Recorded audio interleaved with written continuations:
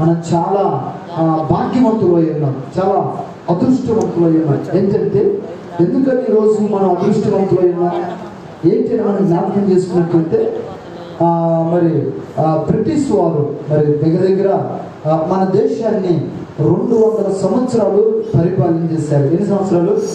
200 సంవత్సరాలు మన దేశాన్ని పరిపాలన చేసి మన దేశంలో సిరి సంపదలన్నిటిని కొల్లగొట్టుకున్నారు.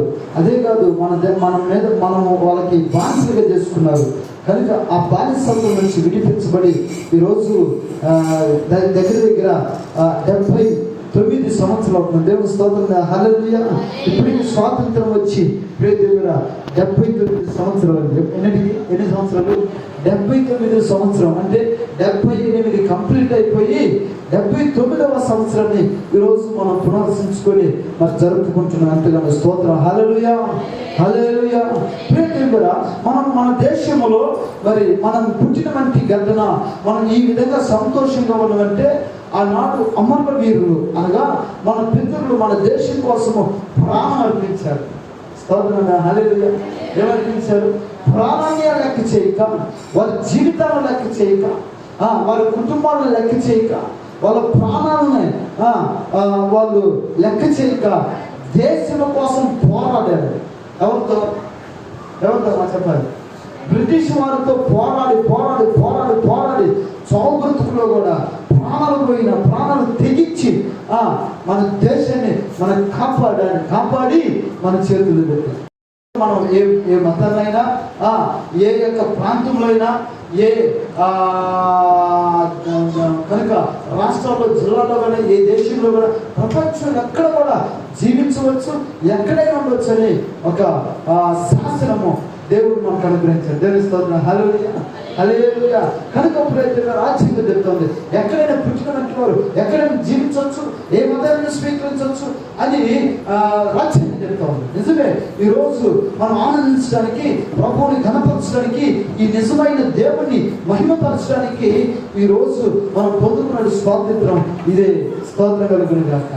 హల్లెలూయా, హల్లెలూయా. ఆనాడు అమరులు ప్రియ దేవుడా మన దేశాన్ని మనం కాపాడు మన చేతిలో పెట్టినట్టు వారు ఎవరు మనం చూస్తే గాంధీజీ, నెహ్రూ, భగత్ సింగ్, ఇంకా ఇలాంటి వారు ఎందరో, లక్ష్మీబాయి, ఇలాంటి వారు ప్రియ దేవుడా, సుభాష్ చంద్రబోస్, ఇంకా కనుక ఇలాంటి వారు ఎందరో చాలా మంది ఉన్నారు. అల్లూరి సీతారామరాజు, సర్దార్ వల్లభాయ్ పటేల్, రాజేంద్ర ప్రసాద్, డాక్టర్ కనుక లాలా బహదూర్ శాస్త్రి, ఇలాంటి వారు చాలా మంది పోరాడి ఈరోజు నిజమైన స్వాతంత్రం దేవుడు మనకు అనుగ్రహించాడు. దేవుని స్తోత్రం, హల్లెలూయా. లేకుంటే వీరు పోరాడకపోతే, వీళ్ళు ప్రాణం పెట్టకపోతే, వీళ్ళు మన దేశం కోసం వాళ్ళు పోరాడకపోతే, రాత్రి కూడా పోరాడకపోతే ఇప్పుడు కూడా బ్రిటిష్ వారి చేతుల్లో చెప్పుకి నడవాలి. కానీ మన దేశాన్ని మనం సంపాదించుకున్నాం, మన దేశ సరహద్దులు మనం సంపాదించుకున్నాం. కనుక మన పితరులైనటువంటి వారు మన దేశం కొరకు పోరాడి కాచి మన చేతులు పెట్టారు. దేవుని స్తోత్రం కలుగుగాక. హల్లెలూయా, హల్లెలూయా. అందుకని బైబిల్ సెలవిస్తా ఉంది, దేవుడు సెలవిస్తా ఉన్నాడు. చూడండి, ఈరోజు బైబిల్ గురించి మనం ధ్యానం చేసుకున్నట్లయితే దేవుడు ఒక చక్కని మాట్లాడుతున్నాడు. ఈరోజు ప్రియ దేవుడా, మన దేశాన్ని బట్టి, మన గ్రామాన్ని బట్టి, మన ప్రజలను బట్టి, ఈరోజు మన యొక్క నాయకులు, మన దేశ నాయకులను బట్టి, మన దేశం యొక్క ఉన్నతమైన అధికారులను బట్టి, మనను బట్టి, మన కుటుంబాలను బట్టి మనం అందరము కూడా ఏం చేయాలంటే సంతోషించాలి. స్తోత్రం కలుగును గాక. హల్లెలూయా. ఇలాంటి దేశాల్లో చాలా మంది స్వాతంత్రంలో మనుషులకి స్వాతంత్రంలో పూర్తి జీవించే హక్కు కానీ, మాట్లాడే హక్కు కానీ, లేకపోతే చూడండి కొన్ని ఉత్తర కొరియా, దక్షిణ కొరియా అలాంటి ఈ దేశాలు చూసుకున్నట్లయితే ప్రియ దేవుడా అంతా కూడా అధికారం చెప్పినట్లే వినాలి. స్వాతంత్రంగా వాళ్ళు ఏ పని చేయాలి ఆ పని చేయాలి, వాళ్ళు ఏ దేవుని ఆరాధించి ఆ దేవుని ఆరాధించాలి. కనుక వాళ్ళ చేతుల్లోనే బానిసలుగా ప్రజల్ని చెప్పు చేతులు పెట్టుకున్నారు. కనుక కానీ మన దేశం యొక్క విశిష్టత ఏంటంటే, మన దేశం యొక్క ప్రతిష్టత ఏంటంటే, మన దేశం యొక్క ప్రత్యేకత ఏంటంటే స్వేచ్ఛ. స్తోత్రం, హల్లెలూయా, హల్లెలూయా. సర్వ హక్కులు కలిగినట్టు మన దేశం, సాక్షిగా జీవించగలిగినట్టే దేశము భారతదేశం. అదే కదండి, భారతదేశము పరిశుద్ధమైన గ్రంథములో లిఖించబడినటువంటి దేశం. సభలో దేశం హల్లెలూయా, హల్లెలూయా. ఏ దేశము? మన భారతదేశం అండి. మన దేశము పరిశుద్ధమైన గ్రంథములో లిఖించబడిన దేశం. చాలా శ్రేష్టమైన దేశం, గొప్ప దేశం. కనుక అందుకని దేవుడు ఈరోజు ఎందుకు ప్రభువు మనకి ఈరోజు ఈ విధంగా లేఖనాలు ధ్యానం చేస్తాడు. చూడండి ఒకసారి పరిశుద్ధమైన గ్రంథం చూద్దాము. దేవుడు ఏమంటున్నాడు? నిజంగా మన దేశాన్ని బట్టి, మన ప్రాంతాలను బట్టి, మన యొక్క నాయకులను బట్టి ఈరోజు మనం సంతోషించాలి, ఈరోజు మనము ఆనందించాలి, గంతులు వేయాలి. ఎందుకంటే బైబిల్ చెప్తా ఉంది, దేశమా ఇదిగో సంతోషించండి, ఇదిగో ఉల్లసించండి అని దేవుని యొక్క పరిశుద్ధమైన గ్రంథం చెప్తా ఉంది. చూడండి ఒకసారి హేబేలు రాసిన గ్రంథము చూడండి. ఒకసారి హేబేలు గ్రంథము చూడండి. ప్రియజనులారా, మనం చూసిన 2వ అధ్యాయము 21వ వచనాన్ని మనం ధ్యానం చేసుకున్నాం. హేబేలు గ్రంథము మరియు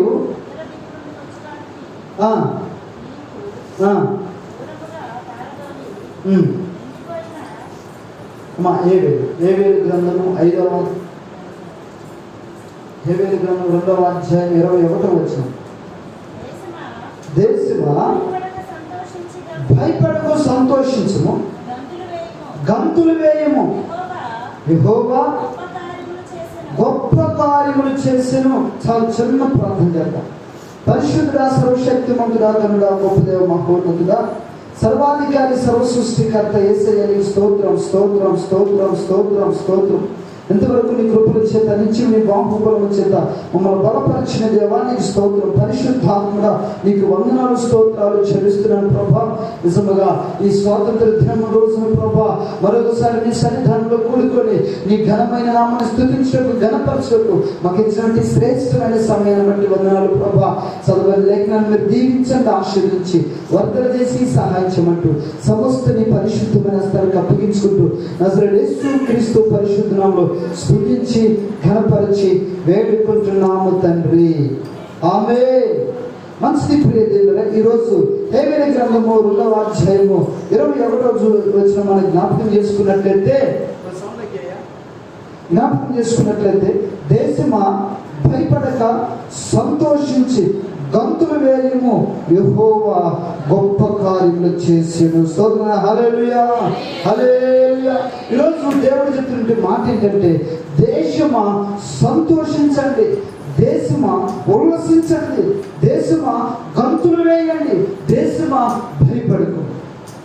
ఎందుకంటే దేవుడు ఈ మాట మాట్లాడుతున్నాడు ప్రవక్త హేబేలుతో.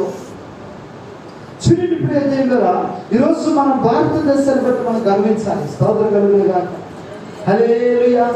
ఏంటంటే మన దేశంలో భయం లేదు, మన దేశంలో ఎటువంటి కనుక ఏ యొక్క అధికారులు ఏ శాసనాలు కలిగారు. ఏంటంటే మమ్మల్ని ఆరాధించరు, లేకపోతే నేను చెప్పింది చేయలేదు. కొన్ని దేశాల్లో ప్రజలు బయటకు వెళ్ళడానికి లేదు. హల్లెలూయా. కొన్ని ఫంక్షన్లు చేసుకోవడానికి లేదు, వివాహాలు చేసుకోవడానికి లేదు, పుట్టినరోజులు జరుపుకోవడానికి లేదు, ఒక మతాన్ని అనగా ఒక దేవుని ఆరాధించడానికి లేదు. క్రూరమైన దేశాలుగా మారిపోతుంది. ఈరోజు భారతదేశం యొక్క ప్రతిష్ఠిత ఏంటంటే ప్రియ దేవుడా, ఈరోజు స్వేచ్ఛతో కలిగినటువంటి దేశం. హల్లెలూయా. అందుకని దేవుడు అంటున్నాడు కదా, నిజంగా ఈరోజు భారతదేశంలో జన్మించిన మనం అందరం కూడా గర్వపడాలి. స్తోత్రం కలుగును గాక, హల్లెలూయా, హల్లెలూయా. అందుకనే దేశమా భయపడక సంతోషించి గంతులు వేయము, ఎందుకంటే యెహోవా గొప్ప కార్యములు చేశారు. ఏంటి ఆ గొప్ప కార్యాలు? దేవుడు చేసినట్టు గొప్ప కార్యాలు ఏంటి? ఈరోజు ఎందుకు దేవుడు మనం సంతోషించమంటున్నాడు? ఎందుకు ఈరోజు మన గంతులు వేయమంటున్నాడు? ఎందుకు ప్రభువు మనల్ని భయపడకమంటున్నాడు అని మనం జ్ఞాపకం చేసుకున్నట్లయితే, ఆనాడు దేశంలో ఉన్నటువంటి అమరులు పోరాడినట్లుగా దేవుడు మన పక్షం నుండి మన పక్షాన పోరాడుతున్నాడు. దేవుడి స్తోత్రం కలుగును గాక, హల్లెలూయా, హల్లెలూయా. దేవునికి స్తోత్రం కలుగును గాక, దేవునికి మహిమ కలుగును గాక. ఈరోజు ప్రియదేవులారా, ఎందుకు సంతోషించాలో, ఎందుకు గణపరచాలో, ఎందుకు గంతులు వేయాలో 2 విషయాలు చెప్తాను. ఎన్ని విషయాలు చెప్తాను? నా మాటలు జాగ్రత్త వినండి. అమ్మ ఒకసారి తెలుసుకోవాలి. హల్లెలూయా, హల్లెలూయా. ఒకసారి 2 విషయాలు చెప్తాను. చూడండి ఒకసారి నిర్గమాకాండము, ఒకసారి నిర్గమాకాండము చూడండి. నిర్గమాకాండము 3వ అధ్యాయము మరి 6 నుంచి 9-10 వచనాల వరకు మనం ధ్యానం చేసుకుందాం. మరియు ఆయన, నేను నీ తండ్రి దేవుడను, అబ్రహాము దేవుడను, ఇస్సాకు దేవుడను, యాకోబు దేవుడని చెప్పగా మోషే తన ముఖమును కప్పుకొని దేవుని వైపు చూసు. మరియు యెహోవా ఇట్లా, నేను ఐగుప్తులో ఉన్న నా ప్రజల బాధను నిశ్చయముగా చూసితిని. పనుల్లో తామును కష్టపెట్టుట బట్టి వారు పెట్టిన మొర వింటిని. వారు దుఃఖములు నాకు తెలిసి ఉన్నవి. కాబట్టి ఐగుప్తులో చేతిలో నుండి వారిని విడిపించుటకును, ఆ దేశంలో నుండి విశాలమైన మంచి దేశములకు, అనగా కనీయులు, హిత్తీయులు, మోయిలకు, పెర్జీలకు, హివీలకును, మోయిబీయులకును నివాసమైన పాలు తేనెలు ప్రవహించు దేశమునకు వారిని నడిపించుటకును దిగివచ్చి ఉన్నాను. ఇంకో మాట చూద్దాం. ఇశ్రాయేలు మొర నిజముగా నా ఎద్దుకు చేరి ఉన్నది. ఐగుప్తీయులు వారి పెట్టుచున్న హింస చూసితిని. కాగా రమ్ము, నిన్ను ఫరో యొద్దకు పంపిదను. స్తోత్రం, హల్లెలూయా. ఈరోజు మనం ఎందుకు దేవుణ్ణి బట్టి మనం ఎందుకు సంతోషించాలి? ఎందుకు భయపడకుండా ఉండాలి? ఎందుకు దేవుడు చెప్తా ఉన్నాడు, ఇదిగో దేశమా అనగా, దేశం అంటే ఎవరు? ప్రజలే. ఎవరు? ప్రజలు. దేశం అంటే ప్రజలు, దేశం అంటే మనుషులు, దేశం అంటే మనమే. కనుక అంటాడు కదా, ఓ మనుషులారా, ఏ జనములారా, దేశములారా, దేశమా భయపడుకుడి, సంతోషించండి, గంతులు వేయండి, ఆనందించండి. యెహోవా మీ పట్ల గొప్ప కార్యములు చేశాడు. ఎందుకు ప్రభు మనం సంతోషించమంటున్నాడు? ఎందుకు దేవుడు మనం సంతోషించమంటున్నాడు? ఎందుకు దేవుడు మనల్ని భయపడుకోమంటున్నాడు? ఎందుకు గంతులు వేయమంటున్నాడు అని మనకి జ్ఞాపకం చేసుకున్నట్లయితే, ఆనాడు ఇజ్రాయేల్ ప్రజలుగా దేవుడు ప్రత్యేకముగా ఏర్పరచబడినటువంటి జనాంగము ఐగుప్తు దేశంలో బానిసలుగా బ్రతుకుతున్నారు. ఎలా బ్రతుకుతున్నారమ్మా? బానిసలుగా బ్రతుకుతూ ఎన్ని సంవత్సరాలంటే 430 సంవత్సరాలు. ఎన్ని సంవత్సరాలు? 430 సంవత్సరాలు ఐగుప్తు దేశంలో ఇశ్రాయేలు ప్రజలు, అనగా దేవుడు ఏర్పరచుకున్నటువంటి జనాంగము ఐగుప్తు దేశంలో ఫరోకి ఎలా ఉన్నారంటే, వారి చెప్పు చేతలో ఉండి వ్యక్తి చాకిరీ చేయించుకుంటున్నాడు ఫరో. ప్రియ దేవుడా, 1947 సంవత్సరం, ఎప్పుడు సంవత్సరం? 1947 సంవత్సరాల క్రితం మనకి, అంటే దగ్గర ఇప్పటికి 89 సంవత్సరాల స్వాతంత్రం వచ్చి, ప్రియ దేవుడా, అంతకుముందు మన దేశాన్ని ఎవరు వెళ్ళారు చెప్పాలి? ఎవరు? బ్రిటిష్ వారు వెళ్ళారు. ఆ బ్రిటిష్ వారు ఏలి మన దేశం వచ్చి మన దేశంలో స్థిరపడిపోయి మనల్ని వాళ్ళ చెప్పుల చేతుల కింద అణిచివేసుకొని మన చేత వ్యక్తి చాకిరీ చేయించుకున్నారు. మన పితరులు వ్యక్తి చాకిరీ చేయించారు. కనుక వాళ్ళు దాన్ని సహించుకోలేక వాళ్ళ నుంచి అమరవీరులు చేశారు. స్తోత్రం కలుగునుగాక. ప్రియ దేవుడా, జ్ఞాపకం చేసుకోండి, ఆనాడు ఇశ్రాయేల్ ప్రజలు మొరపెట్టగా ఆ బానిసత్వం బ్రతకలేక, అక్కడ తిండి తినలేక, ప్రియ దేవుడా, వాళ్ళ చేతుల కింద పని చేయలేక, వాళ్ళు హింస పెడుతున్నప్పుడు, బాధ పెడుతున్నప్పుడు, కష్టపెడుతున్నప్పుడు, వాళ్ళు రాత్రి పనులు వెట్టి సంఖ్యలు చేపిస్తున్నప్పుడు ఉన్నప్పుడు వారు భరించలేక, కష్టపడలేక, ఆ బానిసత్వం చేయలేక ఇశ్రాయేలు ప్రజలందరూ కూడా వారి జీవితంలో సంతోషం లేదు, వారి జీవితంలో ఆనందం లేదు, వారి జీవితంలో స్వేచ్ఛ లేదు, వారి జీవితంలో నిజంగా స్వేచ్ఛ ఆనందం లేదు. అయితే ఆ బాధ అంతా ఇశ్రాయేలు ప్రజలు మొర, బాధ, కష్టము, కన్నీరు, ఆ వేదన, ఆ బానిసం బ్రతుకు అదంతా కూడా ఆకాశమందున దేవుడు చూస్తున్నాడు. చప్పట్లు తీసుకోవాలి. హల్లెలూయా, హల్లెలూయా. ప్రియ దేవుడా, వాళ్ళు మొరపెడుతున్నప్పుడు ఆ మొర విని దేవుడు ఒక అమరవీణి లేపాడండి. ఎవరైనా ఒక అమరవీణుని పిలుచుకున్నాడు. ఏమని? మోషేని పిలుచుకున్నాడు, మోషేని ఎన్నుకున్నాడు.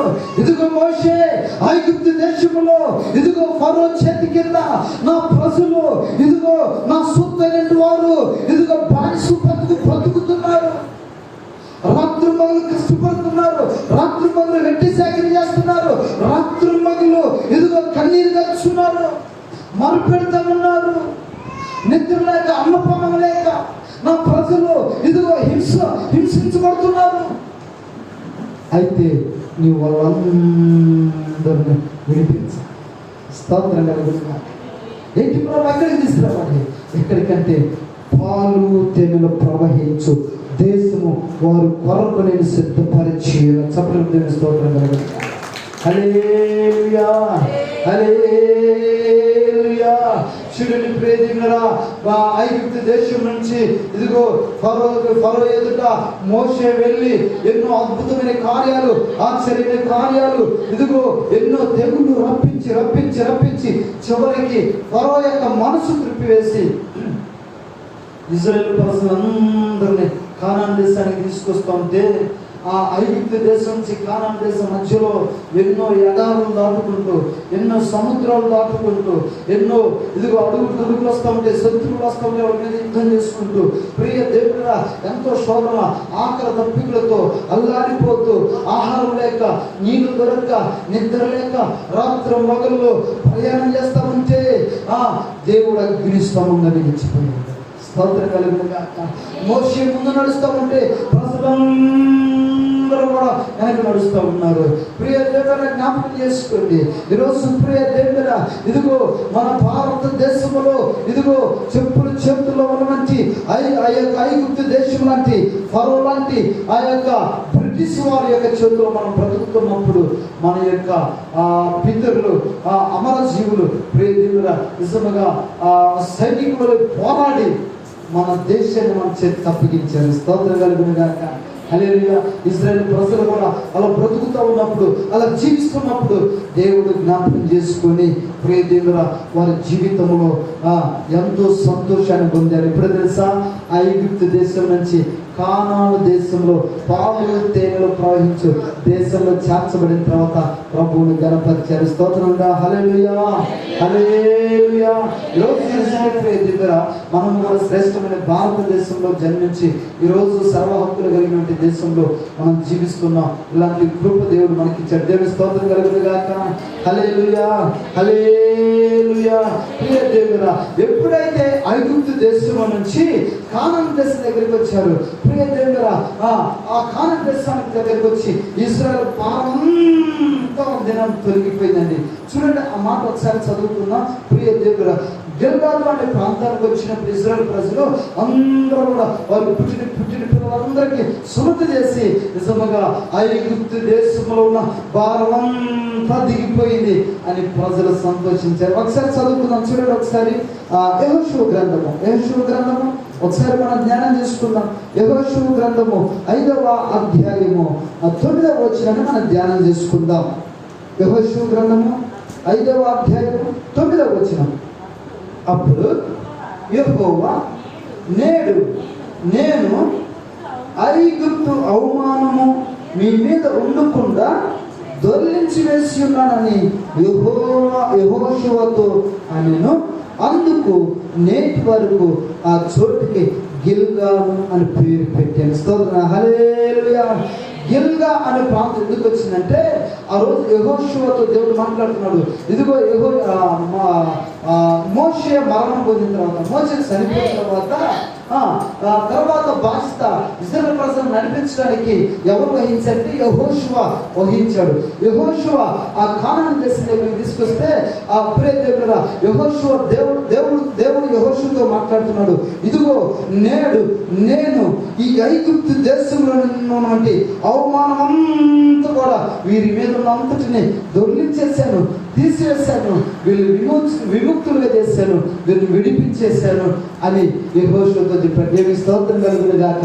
ఏ సందర్భంలో చెప్పారంటే ఐగుప్తు దేశంలో ఉన్నటువంటి ఆ దేశంలో ఉన్నటువంటి ఆ ప్రజలందరూ ఐగుప్తు దేశం అంటే ఆ ఇశ్రాయేలు ప్రజలు కానాను దేశానికి వస్తూ ఉంటే సీనాయి అరణ్యంలో ఏ దేశంలో సీనాయి అరణ్యంలో ఎన్ని సంవత్సరాలు ఇశ్రాయేలు ప్రజలు బ్రతికారు? ఎన్ని సంవత్సరాలు జీవించారు చెప్పాలి?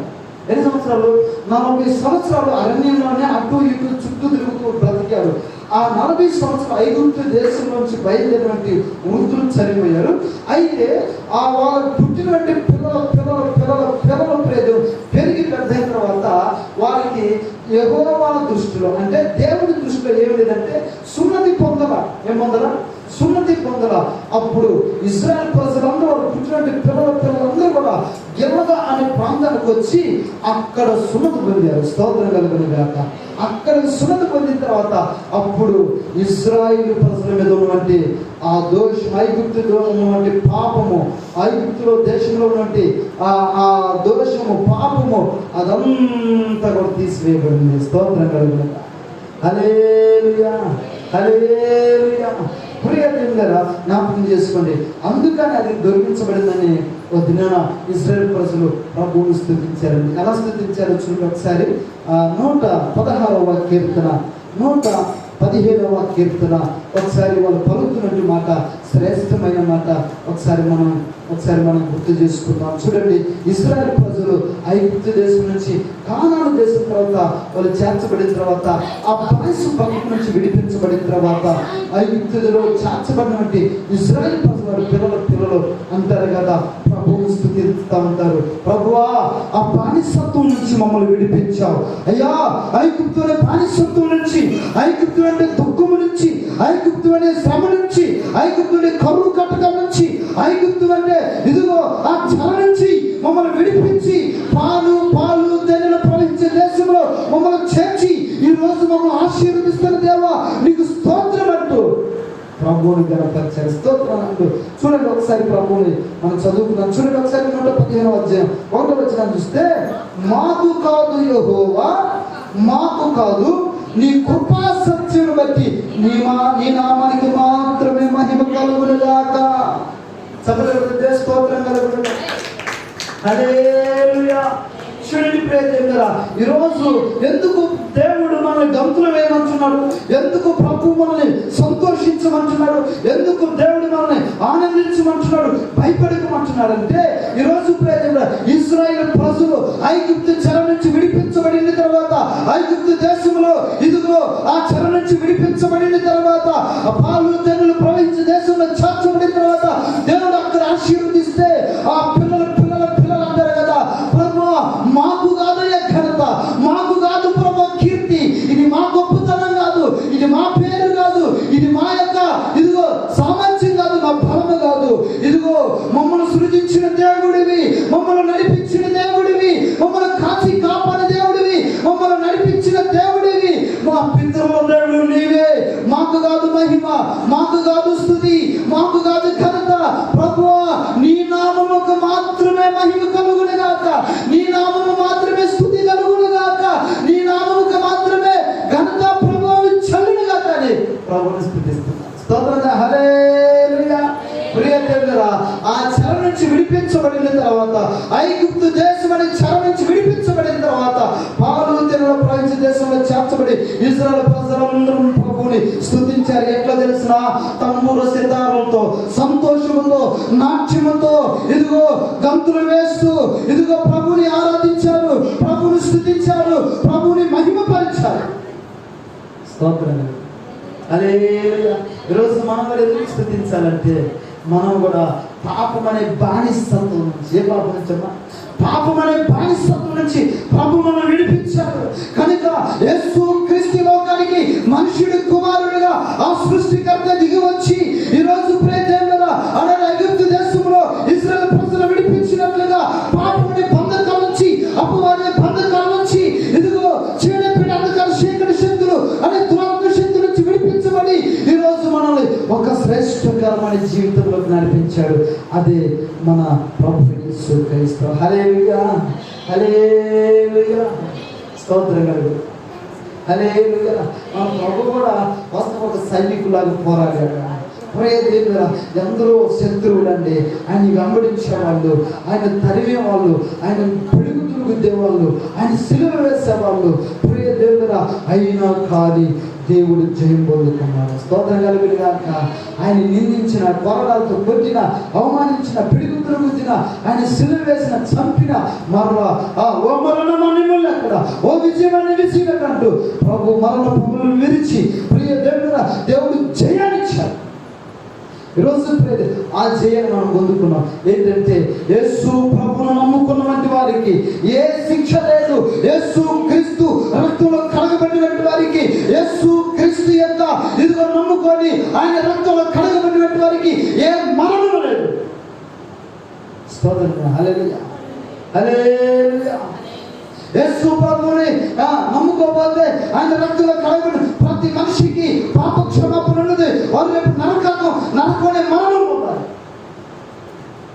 నరకంలో నిత్యము కాలిపోతూ, ఆత్మ ప్రాణం కాలిపోతూ, ప్రియ దేవుడా కాలిపోతాం. అది యేసు ప్రభువు నమ్ముకున్నట్లు, యేసు ప్రభువుని వెంబడించారు, ఆయన రక్తంలో కడగబెట్టినట్టు వారికి ఏ మరణం లేదు. స్తోత్రం కలుగును. ప్రియ దేవుడా, ఆనాడు ఇశ్రాయేలు ప్రజలను స్తుతించాడు, ఘనపరిచాడు. ఈరోజు కూడా ప్రభువును బట్టి మనం స్తుతించాలి. స్తోత్రం కలుగును గాక. దేవుడు మనకి ఇచ్చినట్టు రక్షణ అండి, దేవుడు మనకి ఇచ్చినట్టు పరలోక రాజ్యాన్ని స్తుతించుకోవాలి. స్తోత్రం కలుగును గాక. హల్లెలూయా, హల్లెలూయా, హల్లెలూయా. సరే, యేసు ప్రభు ఒక్క మాట వాక్యం చూస్తాం. యేసు ప్రభువుని సిలువ వేశారు. సిలువ వేసి ఆయనకి ఇరు పక్కల, కుడి పక్కల, ఎడం పక్కల ఇద్దరు దొంగలను సిలువ వేసి ఆ వాళ్ళని కూడా సిలువ వేశారు.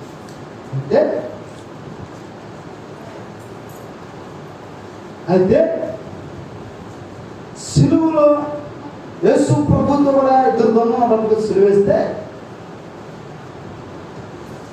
ఒక దొంగ అంటాడు కదా, ప్రభువా నువ్వు లోకరక్షకుడు కదా, అద్భుతాలు చేసిన దేవుడు కదా, ఎందరినో బ్రతికించిన దేవుడు కదా, ఎందరినో స్వస్థపరిచిన దేవుడు కదా, దెయ్యాలు పోగొట్టిన దేవుడు కదా, కనుక నువ్వు దేవుడు కదా, దైవ కుమారుడు కదా, యేసు క్రీస్తు కదా, నీవు రక్షించుకొని మమ్మల్ని రక్షించవచ్చుగా ఏమంటున్నాడు? స్తోత్రం. హల్లెలూయా, హల్లెలూయా. ఏమంటున్నాడు? నువ్వు రక్షించుకొని మమ్మల్ని రక్షించవచ్చు కదా. రెండో దొంగ అంటారు కదా, ఆ రెండో వ్యక్తి అంటారు కదా, ఆ మొదటి దొంగకి ఏం చేశారు? నోరు మీద అదవా, నోరు మీద ఆయన ఎవరనుకుంటున్నావా? ఆయన మహానుభావుడా, ఆయన ఎవరనుకుంటున్నావా? నీ కోసం నా కోసం నలగొట్టబడి, నీ కోసం నా కోసం నిలబెట్టబడింది దేవుడా. చూడ అమ్మ చదువుకున్నాం ఒకసారి లూకాసు వార్త, అమ్మ చదువుకొని మనం ముగించుకున్నాం. లూకాసు వార్త ఒకసారి చూడండి. లూకాసు వార్త 23వ అధ్యాయము 39-40 వచనంలో చదువుకుందాం. లూకాసు వార్త 23:39. ఆ నేరస్తుడు ఒకడు ఆయన దూషించుచు, నువ్వు క్రీస్తువు కదా, నిన్ను నువ్వు రక్షించుకోను. అయితే రెండవ వాడిని గద్దించి, నీవు ఇదే శిక్షలో ఉన్నావో కనుక దేవునికి భయపడవా? మనకైతే ఇది న్యాయమే, మనము చేసిన వాటికి తగిన ఫలము పొందుచున్నాము, కానీ ఈయన ఏ తప్పిదము చేయలేదని చెప్పి ఆయన చూసి, యేసు నీవు నీ రాజ్యములోనికి వచ్చినప్పుడు నన్ను జ్ఞాపకం చెప్పుకున్నా. స్తోత్రం. హల్లెలూయా.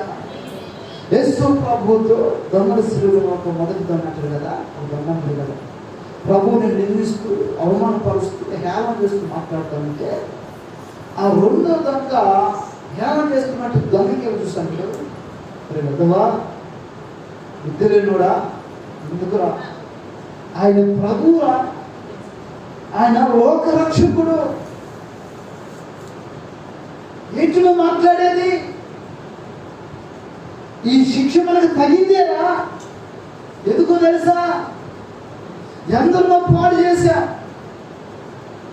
ఎందరినో చంపాను, ఎన్నో దొంగతనాలు చేశా, ఎన్నో దోచుకున్నాను లోకంలో, ఈ శిక్ష మనకి తగినది, ఆయనకి తగినది కాదు, ఆయన నీ కొరకు నా కొరకు సిలువలో తెలుసుకోవాలి. నిజంగా ప్రజలు చాలా మంది మన మీదకి ఎందుకు మన జీవితాల్లో కరువులు వస్తాయి, మన జీవితాల్లో ఎందుకు దరిద్రం వస్తుంది, ఎందుకు శోధన కష్టాలు కన్నీరు వస్తుంది తెలుసా, ఎందుకు మన జీవితం అంతా కూడా చింతతో ఒక కష్టంతో కొనసాగుతూ ఉంటుంది తెలుసా, ఎంత చేసినా ఎంత బ్రతికినా కానీ ఏదో కష్టం, ఏదో శోధన, ఏదో కరువు కాపుకు వేధిస్తానంటే ఎందుకు తెలుసా, మన పాపాన్ని బట్టి. హల్లెలూయా. మన పాపాన్ని బట్టి, మన అతిక్రమను బట్టి, మన శాపాన్ని బట్టి, మన మీద ఏలుబడి చేస్తున్నట్టు ఆ పాపాన్ని బట్టి మన కుటుంబాల్లో కలహతులు, శోధనలు, కష్టాలు, కరువులు అన్నీ కూడా వస్తాయి. అయితే అవి నీకు సంభవించకుండా యేసుక్రీస్తు ఈ లోకానికి మనుషుడు కుమారుడుగా వచ్చి నువ్వు పొందవలసిన శిక్షను పొందడానికి ఆయన మనసొప్పక, నిన్ను శిక్షించడానికి ఆయన మనసొప్పక, ప్రియ దేవుడు ఆయన మనుషుడు కుమారుడు వచ్చి నీ మీద నేను చేసిన, నువ్వు చేసిన, మనందరం చేసిన తప్పిదములు, సమస్తం చేసిన తప్పిదములు ఆయన మీద మోసుకొని, ఆయన మోసుకొని, ఆయన భరించి మన మీదకి ఏ ఉగ్రత రాకూడదని ఆ శాపమంతా కూడా, ఆ భారమంతా కూడా, ఆ బాధంతా కూడా ఆయన అనుభవించారు. స్తోత్రం. హల్లెలూయా. చాలా మంది తెలియక యేసు ప్రభువుని నిందిస్తూ ఉంటారు. ఎవరిని? ప్రభువుని నిందిస్తారు. దేవుడు ఉంటే నాకు ఈ కష్టాలు అవుతాయా, దేవుడు ఉంటే నాకు ఈ దుఃఖం వచ్చిందా, నా జీవితం ఎలా అయిపోయింది, నా పిల్లలు ఎలా అయిపోయారు, అయ్యో నా కుటుంబం ఎలా అయిపోయింది, దేవుడు నా లేడా.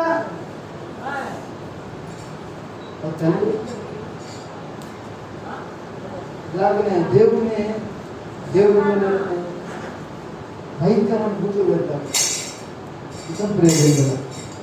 ఆ పని ప్రభువు వెళ్తాను నేను నా చెవుగా చాలాసార్లు విన్నాను. సుప్రదేవుడా ప్రభువుని బండబూతులు చూశారు.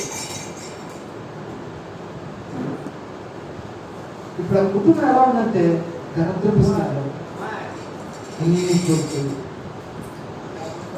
అంతా కోల్పోయి, నెమ్మది లేకుండా, సమాధానం లేకుండా, ఎవరికి వారి యుమన తీరనుకుగా బ్రతుకుతున్నారు.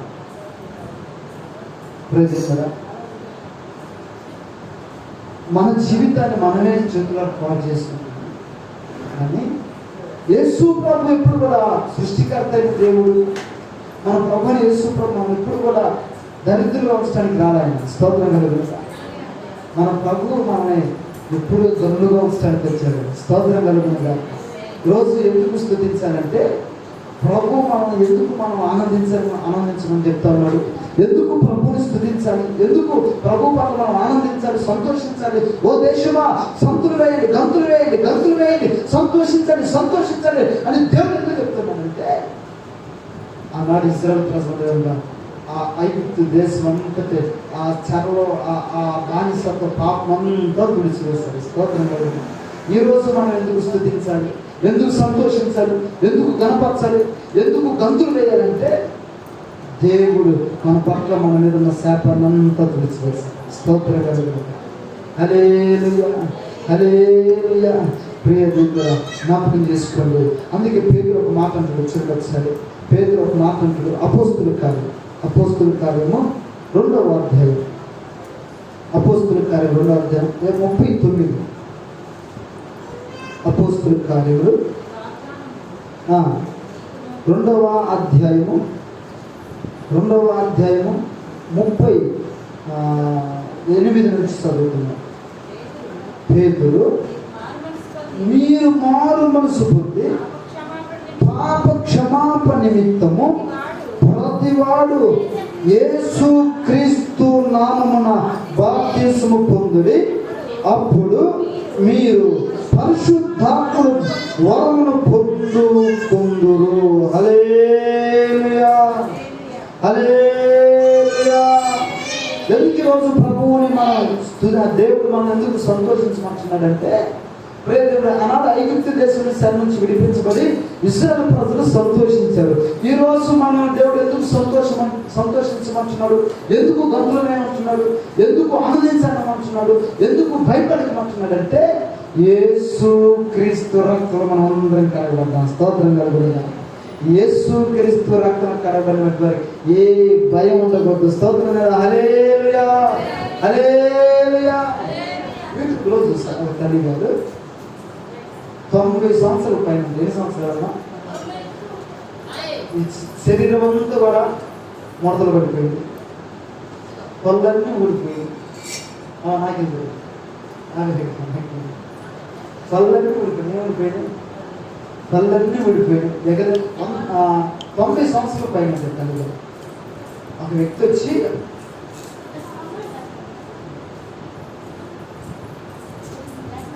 వచ్చి ఒక ఆయన వచ్చాడు కదా,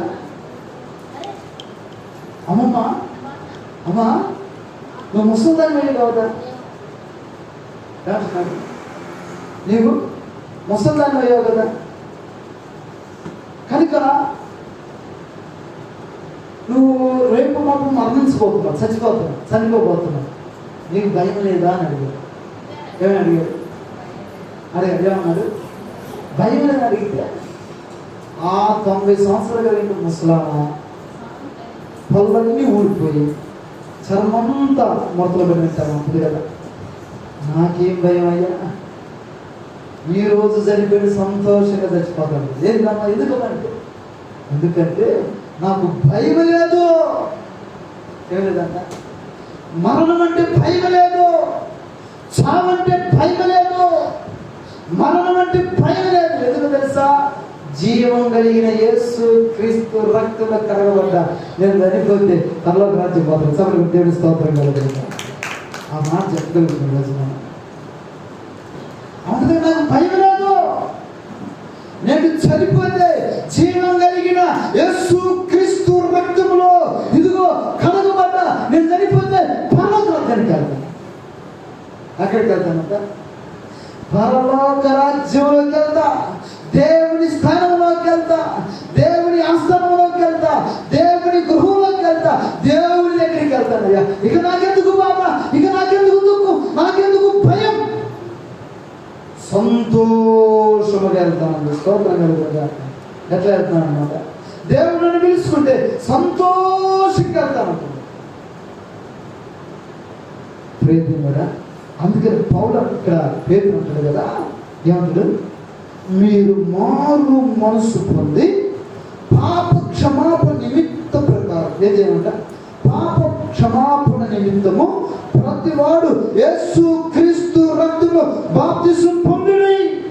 ఈరోజు మనం సంతోషించాలంటే, ఈరోజు మనము ఆనందించాలంటే, భయపడకుండా ఉండాలంటే, ప్రియ దేవుడా, యేసు క్రీస్తు రక్తంలో కడగబడి మన పాప విమోచన నుంచి విడిపించబడడానికి మారు మనసు పొందాలి. ఏమందాలి? మారు మనసు పొందితే నీకు మరణం అంటే భయం ఉండదు. యేసు క్రీస్తు రక్తంలో కడగబడి ఆయనతో సహవాసం చేస్తే, ప్రియ దేవుడా,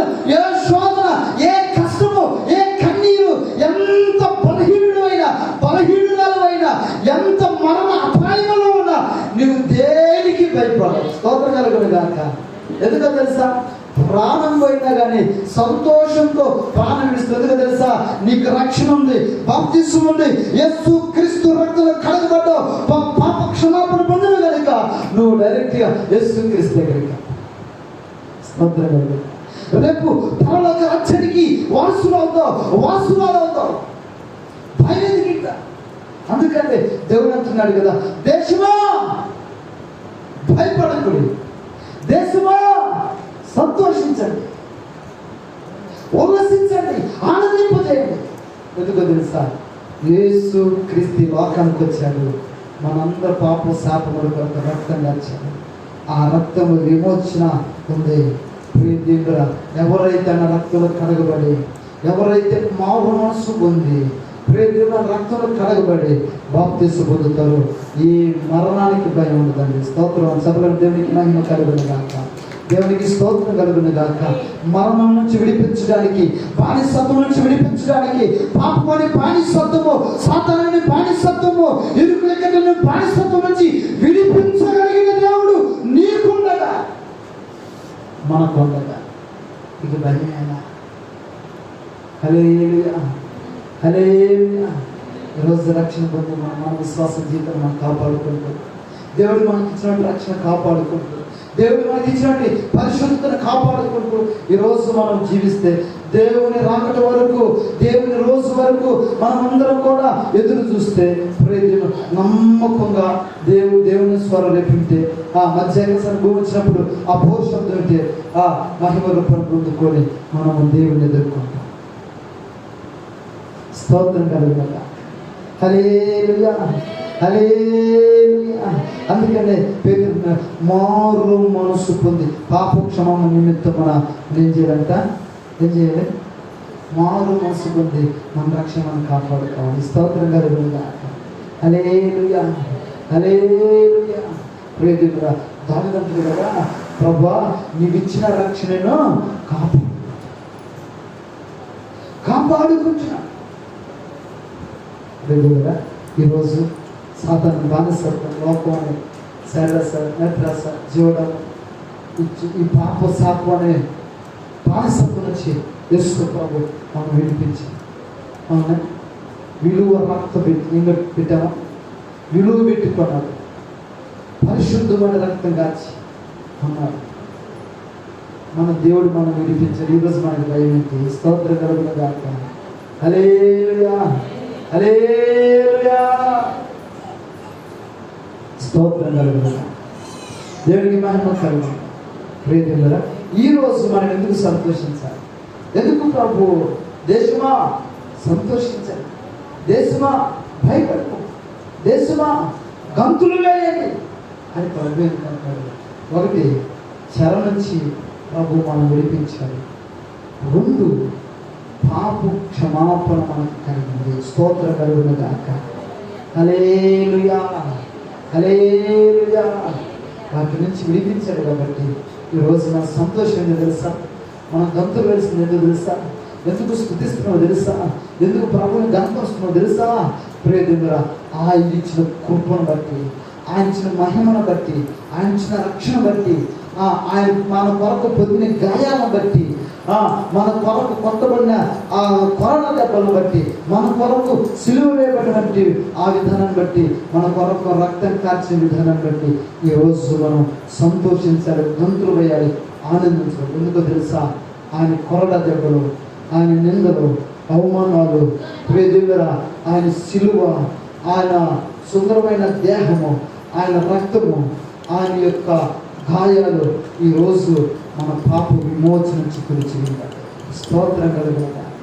హల్లెలూయా, హల్లెలూయా. మనం మరణించి లోకాన్ని విడిచిపెడితే మనం ఎక్కడికి వెళ్తుంటే ప్రభు రాజ్యానికి, మన కొరకు సిద్ధపరుస్తున్నటువంటి ఆ పరలోక పట్టణం కొరకు మనం వెళ్తాం కనుక ప్రియదేవుడా, కనుక ఈ ఆత్మీయ జీవితాన్ని అనగా మన జీవితాన్ని మనం సంతోషంగా కొనసాగిద్దాం. ఎందుకంటే ప్రభుని కనుక మన జీవిత కాలం మన ప్రభుని స్తుతిస్తూ, మన జీవిత కాలం ప్రభువును ఆరాధిస్తూ, మనం బ్రతికినన్ని దినములు కూడా, మనం బ్రతికిన సంవత్సరాలు కూడా ప్రభుని స్తుతిస్తూ ఘనపరుస్తూ మహిమ పడతాం. ఎందుకంటే దేవుడు మనకిచ్చిన రక్షణ బట్టి, ఈ సంతోషకరమైన జీవితాన్ని బట్టి ఆనందిస్తూ ప్రభువుని ఘనపరుస్తూ ప్రభువుని స్తుతిస్తూ ఆనందిద్దాం. అతి కృప దేవుడు మనందరికి అనుగ్రహించిన గాక. ఆమేన్.